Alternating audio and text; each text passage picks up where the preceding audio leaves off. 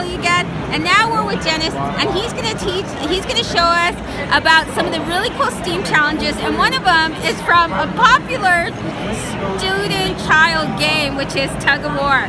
So can you go ahead and show us how we can learn some STEAM with tug of war? Sure. So this particular activity is really based on pushing and pulling and friction. So the students are going to be doing, they're going to take a Milo, this here, and they're going to be building this little robot here, and the only difference between this guy and the other guy here are the wheels.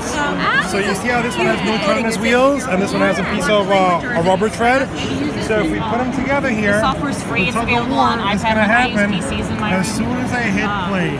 So my question is, who's going to win? The students with the wheels or the robot without any tread? So if I press play,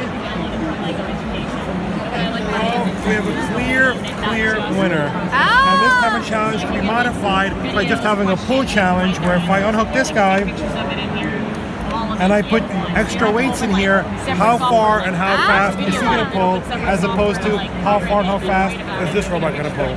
So that's all the principles of pulling, pushing, forces, and the wheels. What type of wheels we have. So do the students work in teams, or are they programming in different sets? So how does it work out? So there's different ways to approach the challenge. You can have students working teams or individually, and you can leave the construction of the robot up to the student. You can either follow the directions that are on the screen here, or you can build this guy here with some modifications. Maybe make him heavier, make him lighter. Instead of 2 sets of wheels, give him 4 sets of wheels. Instead of 4 sets of wheels, maybe give him 1 wheel. So you want the student to really be creative, explore, and express himself throughout the build, which also is the language the student is using, right? When I hear certain core words and certain fringe words, like pulling, pushing, against, between, beside, light, heavy. So this challenge lets you, one, assess your student, and two, have him show you that you know that he knows that you know what friction is, what pulling and pushing is.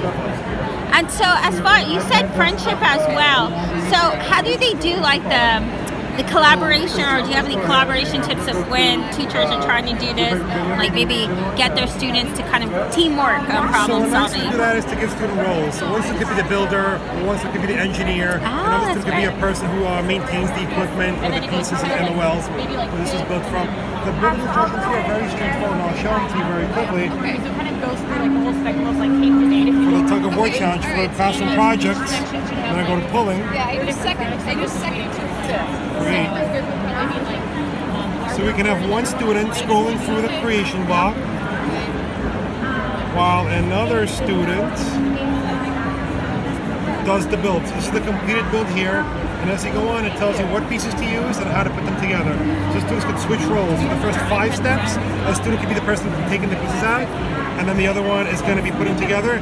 The next steps, they'll switch roles, where the other student is getting familiar with the pieces and putting them together. You want kids to be familiar with the pieces for 2 reasons.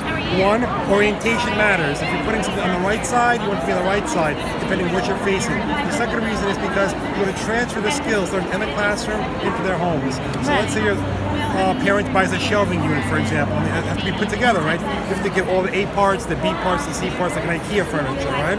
So you want students to be able to use those skills and transfer them to the real world, where they set their equipment up, put the pieces together, and put it together based on the instructions. Well, I think that's wonderful. Thank you so much for showing this. And I also think it really relates to the real world, because in the real world you work in teams when you do STEAM, in the field of STEAM. So thank you so much for showing us today.